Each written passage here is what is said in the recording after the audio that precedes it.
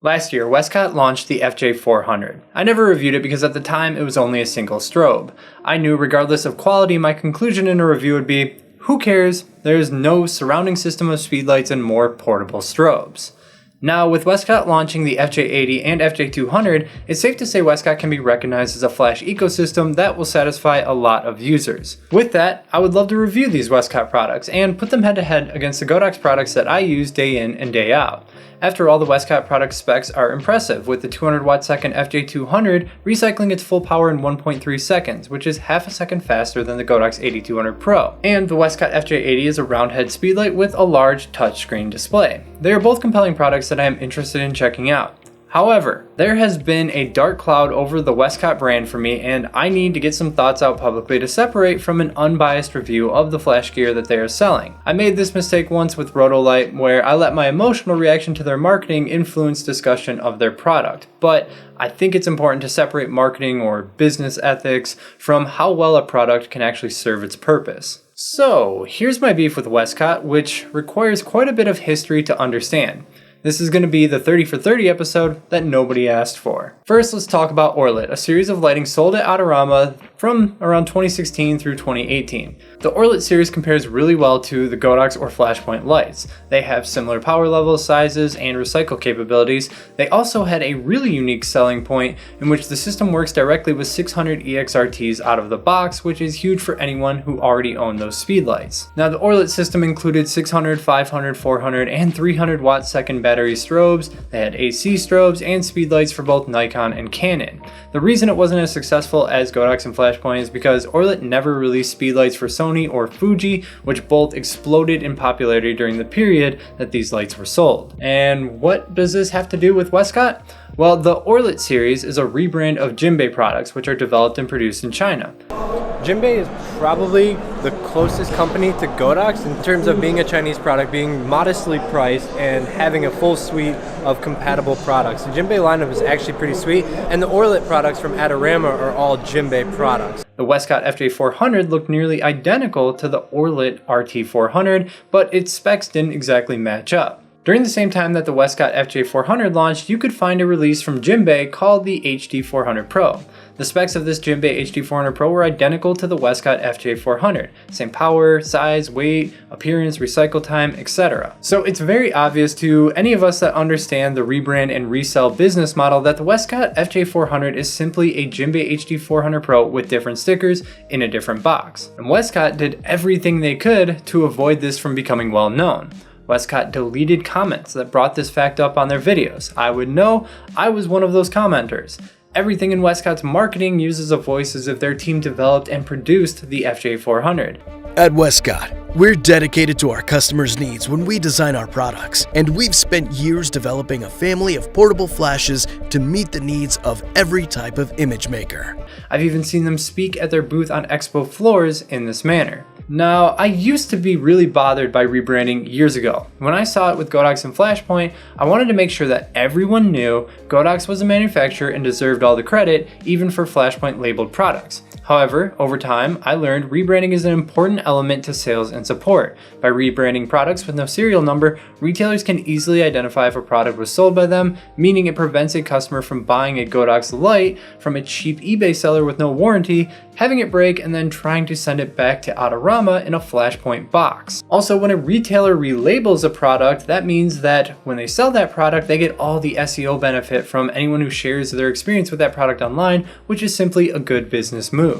Having learned this, nowadays I recommend people buy from the place with the best support, even if it means their product has been rebranded. So, why wasn't Westcott honest about the FJ400's origin from the beginning? I assume Westcott avoided this whole Jinbei relationship to appeal to customers as if the FJ400 is made in the USA, or by buying the FJ400 you're supporting an American brand.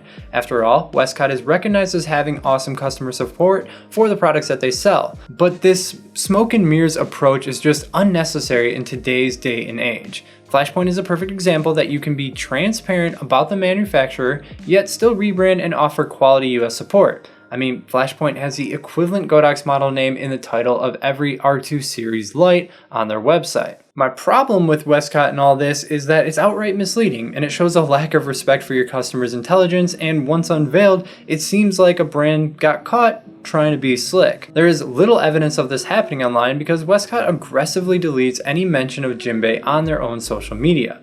However, you can still find some examples of this behavior online today. For instance, here's an article on DIY photography where writer John Eldred called out the similarities between the Westcott and Jinbei products. I've got it linked in the description below. Westcott quickly responded, bringing up all the differences of their FJ400 and the Jinbei HD400. However, when someone asked if it was the same as the Jinbei HD400 Pro, Westcott just left them hanging. Now, okay, a company is being tight-lipped about who actually produces their product. That's not enough for me to completely write them off. I mean, this is the case for tons of photography accessories.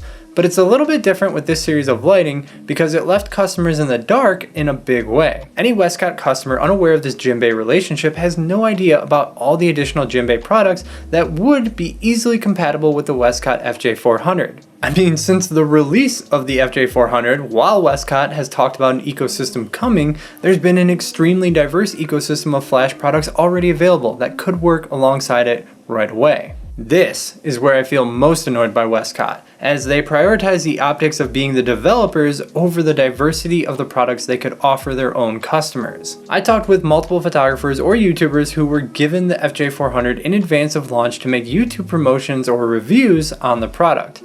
None of them had ever heard of Jinbei, and Westcott made no mention to them about the relationship.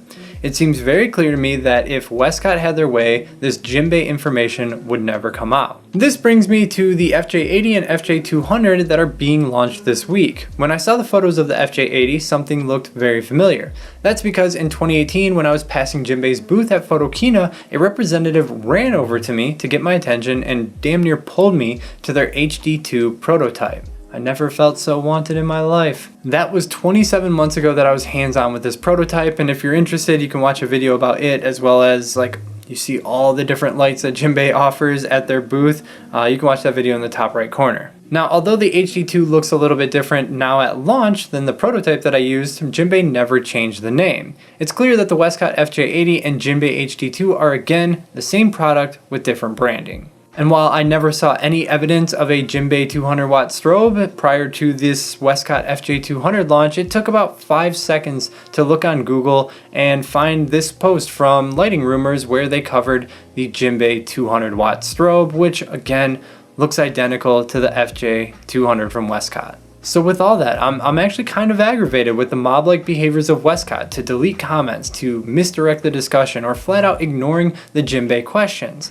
I remember being at PhotoPlus in 2019, right around the launch of the FJ400, and Westcott had reps talking about everything they strived for in developing this light, and it took everything in me not to raise my hand and ask if Jinbei produced the light in front of their crowd. But again, more frustrating than that behavior is the fact that Westcott intentionally restricted their own customer base from having access to a wide variety of products that could complement the FJ400 really well. It's just so disheartening because the lighting previous to the Jinbei HD400 Pro was an excellent value. As far back as 2017, you can find me on YouTube saying that the Jinbei HD610 is equal in capabilities to the Godox 8600 and that it would suit Canon 600 users even better. The only advantage I gave to Godox at the time was the fact that the 8200 was compatible. Now, the FJ80 and FJ200 are shaping up to be a compelling alternative to the Godox and Flashpoint lights that they are so similar to, so I will be reviewing the lights head-to-head for you guys. I'll make light-specific comparisons like 8200 Pro versus FJ200 and V1 versus FJ80, and then I'll make a video on my thoughts of the ecosystem overall, as Westcott still has plenty of catching up to do. And I want to make it clear, now that I have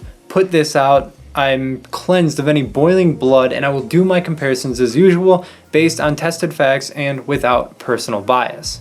So Westcott, if you want me to check it out, I'm happy to review your product, and if you don't want me to, I'll get it anyways. If this video comes across the desk of Westcott, I would encourage you to publicly address these two questions on your own social media. First, does Jinbei manufacture the FJ series of lighting? Second, will the FJ series of lighting work alongside Jinbei and Orlit products? I think the answers to these questions will better serve your customers. Alright, you had to be a special type of lighting or photography nerd to get through this one, so if you're still here, I really appreciate it. If you could, leave this video a like, and if you have any questions, leave them in the comments below. And if you're interested in these lights, make sure to hit that subscribe button because I will be reviewing the FJ80, the FJ200, and the FJ400, reviewing / comparing to the Godox products that I'm so familiar with. Alright, until next time, keep on shooting.